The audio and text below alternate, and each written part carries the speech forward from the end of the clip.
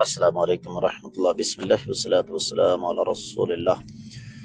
سوال آ گیا ہے کہ جی قرآن کی سادہ تلاوت ماہ سیام ماہ رمضان میں زیادہ خیر و برکت کا باعث ہے یا کہ قرآن کی سمجھ ترجمے کے ساتھ مفہوم کے ساتھ پڑھنا؟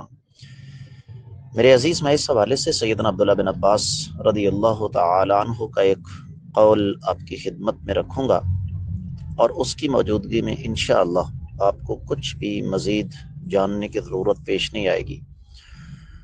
وہ فرماتے ہیں کہ میں سارا قرآن پڑھ جاؤں، اس کی نسبت مجھے یہ بات زیادہ عزیز ہے کہ میں اکیلی سورۃ البقرہ ترجمے اور مفہوم کے ساتھ اکیلی سورۃ البقرہ اس کو سمجھ کر پڑھوں۔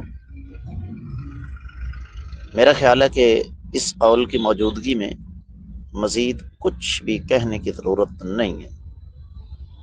تو اب فیصلہ کرنا آپ کا کام ہے کہ آپ نے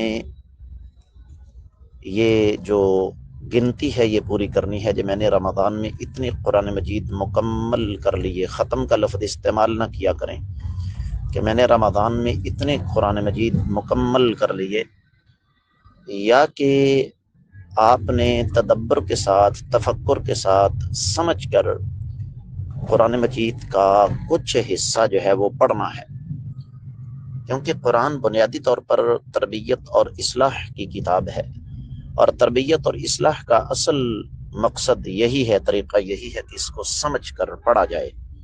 امید ہے کہ انشاءاللہ آپ کو اچھی طرح سمجھ آ گئی ہوگی۔ اللہ تعالیٰ آپ کو سمجھ عطا فرمائے۔ واللہ تعالی اعلم۔